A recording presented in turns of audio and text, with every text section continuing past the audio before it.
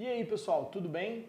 Muita gente que chega aqui na escola hoje em dia me pergunta o que Camões tem a ver com Pinóquio? E eu decidi gravar um vídeo para responder essa pergunta.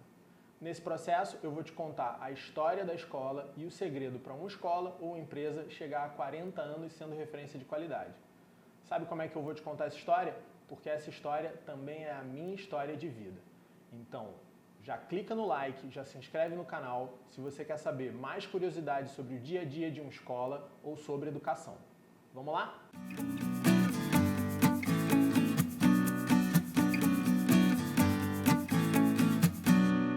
Bom, toda história começa com um nascimento. A nossa história começa com dois, o meu e o da escola.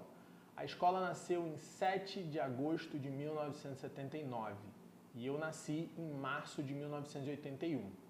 Até 83, os nossos caminhos ainda não tinham se cruzado. Mas, no início desse ano, quando eu vim morar em Jacarepaguá, minha mãe estava procurando uma escola. E aí começou a angústia dela. Óbvio que dessa parte da história eu não me lembro, mas eu já ouvi tantas vezes que parece que eu estava lá com ela. A freguesia era um bairro pequeno, não tinha muita coisa, não tinham muitas opções de instituições de ensino, então ela procurou e meio que escolheu uma. Não gostou, nem cheguei a frequentar aquela escola. E aí ela me colocou na Casa Jardim Pinóquio. E ao longo do primeiro ano, várias decepções, vários problemas. Foi um ano de angústia, foi um ano de preocupação. Ela também não estava satisfeita com o que eu estava tendo ali dentro. E aí surgiu na cabeça dela a brilhante ideia de abrir uma nova escola. Ela queria uma escola boa, né, e não estava encontrando. Então, começou todo aquele processo burocrático de prefeitura, trâmites legais, busca de alvará, de autorizações, aquela coisa toda, porque ela queria abrir uma escola na casa dela. É legal dizer o seguinte, quando a gente fala de Camões Pinóquio hoje em dia, a gente pensa num prédio imenso, com campo de futebol, quadra, mas na época não tinha nada disso. Na época era uma casinha adaptada com 40, 50 alunos. Então, abrir uma escola era abrir uma escola menor até do que aquilo. Acabou que ela não conseguiu. Né? Para desespero dela e do meu pai, a prefeitura negou. A área onde eles tinham a casa era uma área estritamente residencial, não se podia fazer nada na época lá. E o sonho meio que parece que ia morrer ali. Né? E a preocupação de onde o nosso filho vai estudar ano que vem se manteve. Só que chegando perto do final do ano, essa notícia de que ela estava querendo abrir uma escola chegou no dono da Casa Jardim Pinóquio na época. E aí ele chamou ela para uma conversa. Meus pais na época não trabalhavam com educação, trabalhavam no mercado financeiro, e minha mãe foi para essa reunião para ouvir o que ele tinha a dizer. E nessa reunião ele propôs que ela comprasse a escola. Ele falou que ele já estava cansado, que ele não estava mais interessado naquilo, que aquilo não estava dando retorno, não dava dinheiro, e que ele queria seguir com a vida dele em outro caminho. Né? E minha mãe, não sei o quanto ela pensou na época, né? Ela disse que já tinha tudo planejado, meu pai dizia que não, que foi um impulso. Ela decidiu comprar a escola. Né? Eles me contaram já várias vezes que ela chegou no trabalho deles, né, um pouco depois, porque ela tinha ido para essa reunião de manhã, e quando chegou lá falou, pode me dar os parabéns. Ele falou, parabéns por quê? Porque eu sou a mais nova proprietária da Casa Jardim Pinóquio. E aí ele, com todo carinho, com toda a ternura do mundo, falou, você tá maluca? Né? Porque era uma coisa que naquele momento parecia não fazer sentido. Naquele momento, o que duas pessoas que trabalharam a vida inteira em mercado financeiro sabiam da gestão de uma instituição de ensino. E aí minha mãe se viu naquela situação, trabalhando em 2 empregos, né? Ela não largou o emprego que ela tinha, a escola não era suficiente para sustentar, né? Era final de ano, tinham 20 e poucos alunos matriculados para o ano seguinte e o futuro era incerto. E ela ficou trabalhando na distribuidora que eles tinham e na escola. E tentando descobrir como se fazer uma escola, como fazer uma escola rodar, como fazer aquele negócio funcionar. Obviamente que ela não estava sozinha, ela tinha toda a equipe de profissionais que já trabalhavam lá e eles deram um suporte essencial para que esse desafio fosse conquistado, mas com muita vontade, com muito trabalho, com muito esforço, com muita determinação, ela conseguiu manter a escola funcionando e as coisas começaram a melhorar. Aí veio o primeiro grande desafio, né? Depois de 2 anos funcionando naquela casa, era uma casa alugada, o dono do imóvel pediu o imóvel. E isso para uma escola é um pesadelo. Por quê? Porque quando uma família vai decidir onde vai estudar, eles levam muito em consideração a localização. Ninguém vai colocar um filho, ou poucas pessoas colocariam um filho num lugar muito distante da própria casa. Então, se você vai mudar uma escola de lugar, você tem que mudar para mais ou menos perto. Você não pode ir para outro bairro simplesmente. Você não pode procurar um imóvel mais barato em qualquer lugar, um imóvel maior em qualquer lugar. Você tem que achar alguma coisa que possa fazer sentido para aquelas pessoas que estão ali. E começou a procura. Então, essa época foi uma correria. Eu já tenho algumas lembranças desse momento, né? Eu tinha lá meus 5, 6 anos e eu lembro da obra, eu lembro da preocupação, né? da correria mesmo para fazer aquilo ali funcionar, porque no ano seguinte já tinha que abrir em outro lugar. E mudamos, né? Mudamos para ir para a Estrada dos Três Rios, né? Que foi o endereço que a gente ficou muito tempo lá. E nesse endereço se construiu boa parte da história da escola em si, né? O próximo capítulo dessa história aconteceu lá em 1989. Em 89, a galera mais jovem, abaixo de 30 anos, não vai lembrar disso, mas a gente elegeu o nosso primeiro presidente democraticamente, Fernando Collor de Mello. E logo no iniciozinho do governo dele, ele soltou um plano econômico que tirou o dinheiro de todo mundo. Ele confiscou todos os depósitos, caderneta de poupança, tudo. Todos os depósitos à vista foram confiscados e as pessoas ficaram na época com 50 mil, alguma coisa lá. Era dinheiro que... Muito dinheiro ficou bloqueado. O dinheiro secou da economia, sumiu, ninguém tinha mais para nada. E isso foi um terror, né? Para qualquer empresário isso era uma loucura, porque as pessoas não tinham mais como consumir, não tinham mais comprar. Mas era especialmente ruim para quem trabalhava com o mercado financeiro. Porque se você não tinha dinheiro para comprar as coisas básicas, para fazer o dia a dia da sua casa, aí é que você não ia investir mesmo. Então todo mundo que tinha ação resgatou, todo mundo que tinha título do governo quis vender para ter o dinheiro na mão. E isso foi quase devastador para a empresa que eles tinham.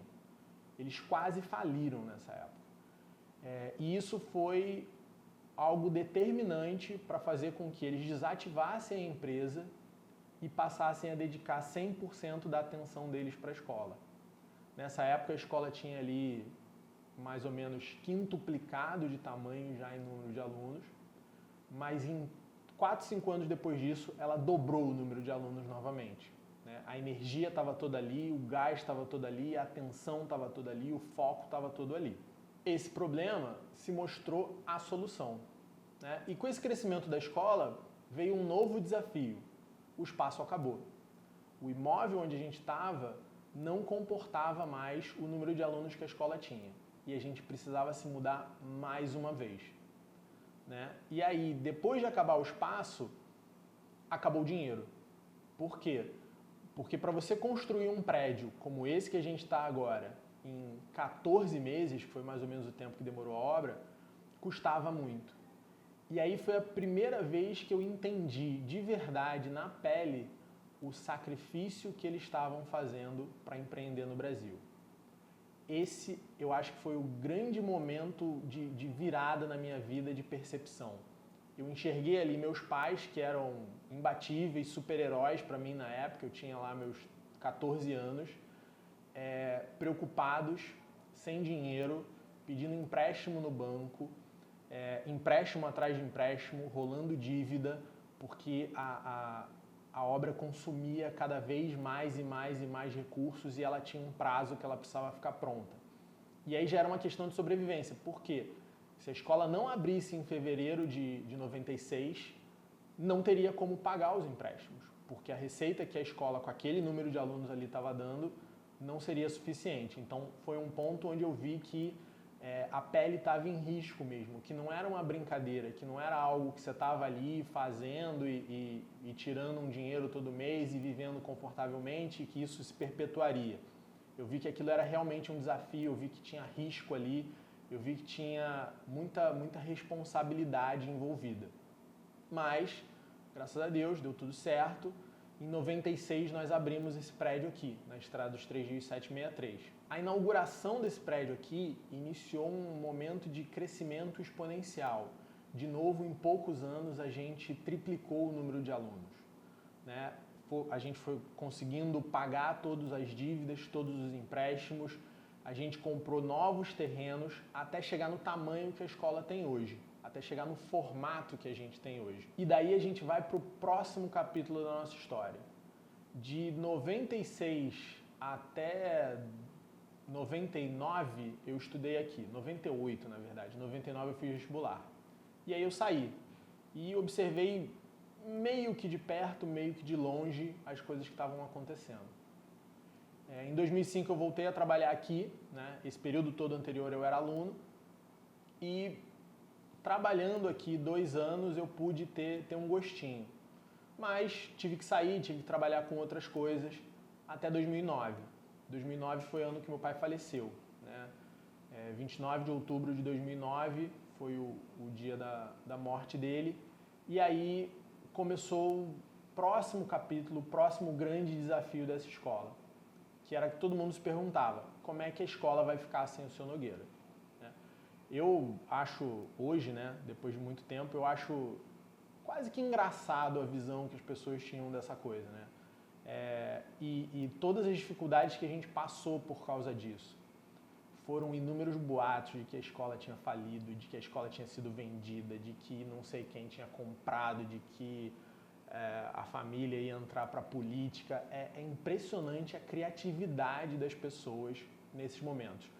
As pessoas elas precisam ter uma opinião, elas precisam dizer que elas sabem, elas precisam dizer que elas entendem de tudo que está acontecendo e elas começam a elaborar cenários mirabolantes e inventados de como as coisas vão ser no futuro, né? Na verdade, o que a gente viveu de 2009 na sequência foi primeiro um período de muita tristeza, de muita dor, de muita preocupação, de muita insegurança, mas que mais uma vez, com uma carga de trabalho muito grande, foi sendo aos poucos superado.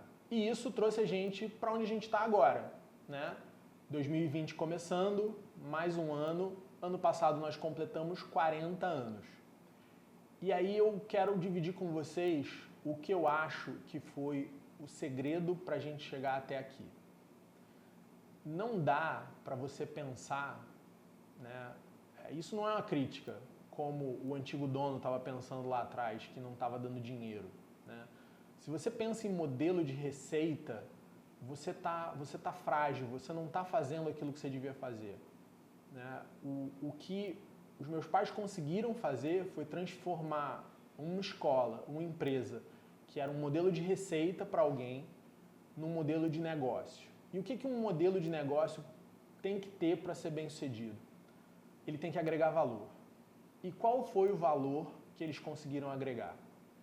Foi o seguinte: na busca por fazer a melhor escola do mundo para o filho deles, eles fizeram a melhor escola possível para o filho de um monte de gente. Então eles queriam que o filho deles tivesse uma educação de muita qualidade, eles queriam que o filho dele tivesse um ambiente seguro, eles queriam que o filho deles tivesse oportunidade de se desenvolver em diversas áreas, no esporte, na música, no conhecimento, e eles queriam que o filho deles tivesse uma boa oportunidade de se educar, de cursar uma faculdade, de passar no vestibular. E o trabalho incessante foi para que isso acontecesse. Obviamente que eu não estava sozinho, eu não estudava sozinho, eu tinha meus colegas de classe, eu tinha meus colegas das outras turmas, e todos eles colheram os frutos desse esforço. Então hoje, o que a gente fala aqui incessantemente para todo mundo que trabalha com a gente é: vamos fazer a melhor escola do mundo para os nossos filhos. E um grande orgulho que a gente tem é o seguinte: a maioria dos nossos professores, eu acho que quase todos, mesmo aqueles que trabalham em mais de uma escola, preferem ter os filhos aqui com a gente. Os alunos que passaram pela escola, quando têm filhos, buscam a gente para que a gente também ajude eles a educar os filhos deles. E esse eu acho que é o grande segredo. Faça o melhor para quem está ali contigo. Faça o melhor para quem está comprando a tua ideia, que a tua ideia vai dar certo. Beleza? Gente, esse foi o vídeo. Mais uma vez, se inscreve aqui no canal, deixa seu like, faz um comentário. Se você tem alguma questão, se você tem alguma curiosidade sobre o dia a dia da escola, sobre educação, pode mandar que a gente tenta responder por aqui. Beleza? Um abraço, até a próxima.